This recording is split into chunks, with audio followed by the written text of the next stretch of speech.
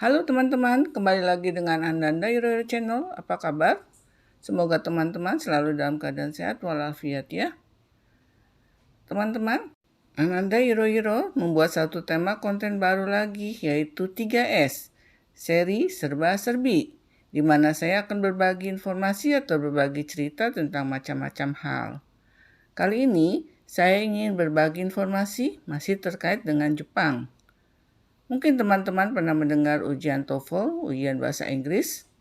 Nah, untuk bahasa Jepang juga ada ujian berstandar internasional yang dikenal dengan sebutan JLPT, singkatan dari Japanese Language Proficiency Test. Dan dalam bahasa Jepangnya disebut Nihongo no Ryoku Shiken atau ujian kemampuan bahasa Jepang dalam bahasa Indonesianya. Ujian ini telah diselenggarakan oleh The Japan Foundation bersama dengan Japan Educational Exchanges and Services sejak tahun 1984 hingga sekarang. Pada awalnya, ujian JLPT terdiri dari 4 level, yaitu level 1 sampai dengan level 4. Namun, sejak tahun 2010, JLPT menjadi 5 level, yaitu N1 sampai dengan N5. Level tertinggi adalah N1 dan terendah adalah N5.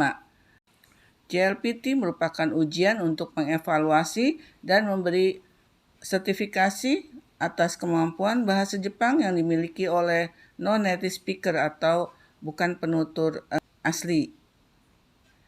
Dengan berjalannya waktu, peserta JLPT semakin banyak dan beragam. Kegunaan dari hasil JLPT pun semakin meluas, dari hanya mengukur kemampuan hingga sekarang digunakan untuk keperluan melamar pekerjaan ataupun promosi kenaikan jabatan di perusahaan. Selain itu, JLPT level N1 digunakan sebagai persyaratan dalam ujian sertifikasi tenaga medis seperti dokter, tenaga perawat, dan lain-lain yang non-native speaker di Jepang. Adapun bagi calon tenaga kerja yang akan dikirim ke Jepang, diharapkan sudah mencapai kemampuan JLPT level N5 ke atas saat berangkat ke Jepang. Di Indonesia, hampir semua perguruan tinggi yang mempunyai program studi sastra Jepang, bahasa Jepang ataupun pendidikan bahasa Jepang menggunakan JLPT sebagai standar kemampuan bahasa Jepang bagi mahasiswanya. Mereka diharapkan sudah mencapai kemampuan berbahasa Jepang minimum level N3 saat lulus dari perguruan tingginya. Ujian JLPT dilaksanakan 2 kali dalam setahun secara serempak di seluruh dunia, yaitu pada hari Minggu pertama bulan Juli dan bulan Desember. Di Indonesia ada 12 kota yang menyelenggarakan JLPT, yaitu Jakarta, Bandung, Semarang, Yogyakarta, Surabaya, Malang, Medan, Padang, Palembang, Denpasar, Makassar, dan Manado. Pada tahun 2023 ini, JLPT akan dilaksanakan di 97 negara di 5 benua, tentunya termasuk Indonesia. Nah, teman-teman, kira-kira apa saja yang harus diantisipasi oleh para peserta ujian ya? Ada beberapa hal yang ingin saya sarankan kepada calon peserta ujian, hal yang tampak sepele namun penting untuk diketahui oleh para peserta ujian. 1. JLPT adalah ujian untuk mengukur kemampuan bahasa Jepang yang dimiliki saat ini. Jadi, pada saat mendaftar, pilihlah level yang sekiranya sesuai dengan kemampuan sendiri. Anda tinggal berlatih saja agar hasil ujiannya maksimal. Jadi, 1 hari sebelumnya tidak usah belajar sampai begadang, tapi manfaatkan waktunya untuk beristirahat cukup agar esok harinya menjadi bugar dan tidak mengantuk saat mengerjakan ujian. 2. Jangan lupa sarapan pagi sebelum berangkat ke lokasi ujian agar tidak jatuh sakit atau pingsan. Karena saat ujian, waktu istirahatnya sebentar sehingga mungkin tidak sempat lagi untuk makan. 3.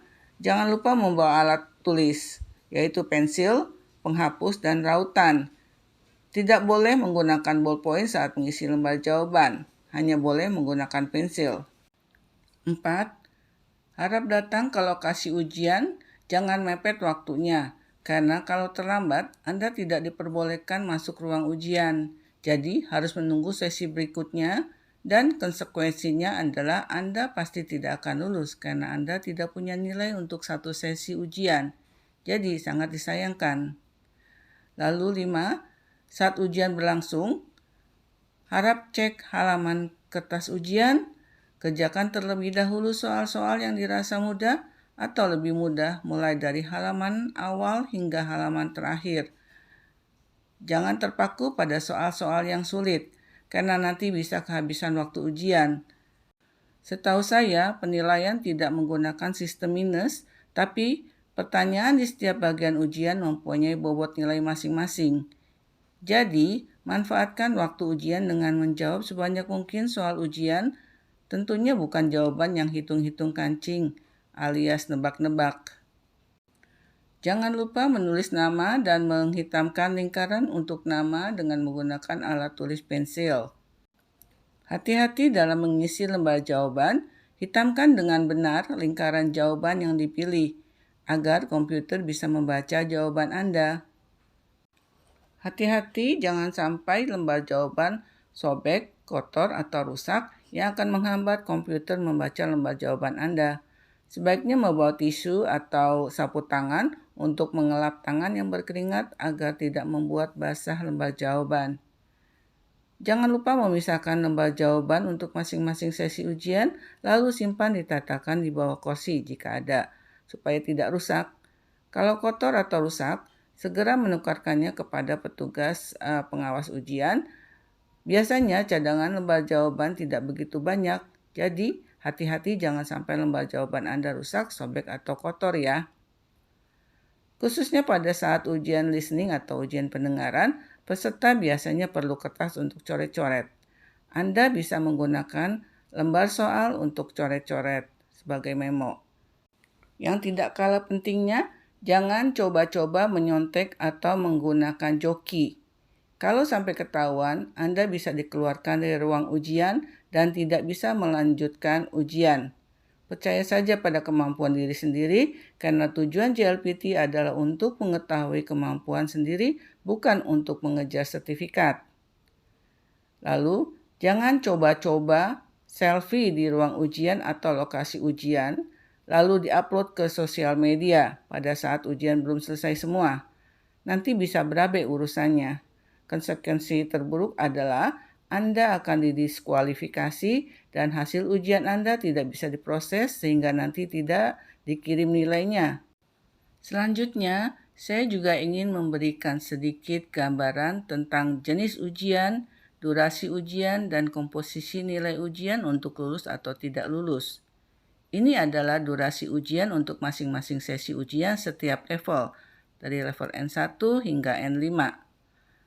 Pada prinsipnya, setiap level terdiri dari 3 sesi ujian, yaitu Gengo Chishiki atau pengetahuan bahasa, terdiri dari 2 sesi, yaitu sesi 1 Goi atau kosakata, sesi 2 Dokai atau pemahaman bacaan, dan Bumpo atau tata bahasa.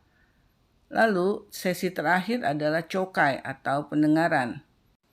Untuk level N1 dan N2, bagian ujian pengetahuan bahasa atau Gengo Chishiki digabung menjadi satu sesi dengan durasi ujian 110 menit untuk level N1 dan 105 menit untuk N2. Lalu sesi terakhir yaitu ujian pendengaran atau Chokai dengan durasi ujian 55 menit untuk N1 dan 50 menit untuk N2. Sedangkan untuk N3 sampai dengan N5, bagian ujian pengetahuan bahasa atau Gengo Chishiki terbagi 2 sesi ditambah 1 sesi terakhir, yaitu ujian pendengaran atau Chokai. Berikut rinciannya. Untuk level N3, sesi 1 ujian Goi atau kosakata 30 menit. Sesi 2 ujian Dokai dan Bumpo 70 menit. Sesi 3 ujian Chokai atau pendengaran 40 menit. Lalu untuk level N4, sesi 1 ujian Goi atau kosakata 25 menit. Sesi 2 ujian Dokai dan Bumpo 55 menit. Sesi 3 ujian Chokai atau pendengaran 35 menit.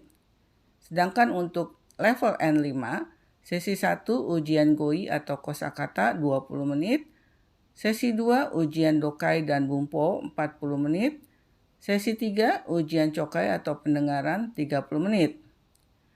Khusus untuk ujian level N3 sampai N5, waktu ujian sangat singkat. Jadi harus ekstra hati-hati memanfaatkan waktu ujian. Untuk itu, sebelum mengikuti ujian, peserta perlu banyak latihan dengan waktu seperti ujian yang sesungguhnya.